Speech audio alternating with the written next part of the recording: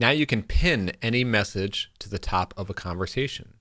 So down at the bottom, here is an introduction message, and I want this to always show at the top of the conversation. So I will pin it to the top. And now this conversation appears at the top for everyone. And we have an icon here to indicate that it's currently pinned to the top. And if we want to unpin it, all we have to do is click unpin. Easy as that. And it goes back to its normal location in the flow of the conversation. You can also pin conversations to the top of a space. So I'm going to go into my fall cohort for the Growth Accelerator space.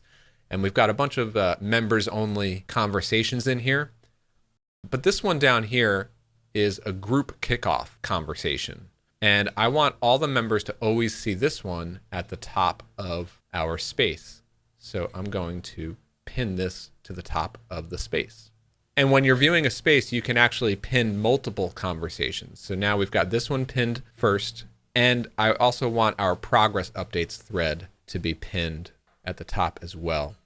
So now we've got 2 conversations pinned, followed by the rest of the conversations that will happen in this space. And so that's pinning messages and conversations in Clarityflow.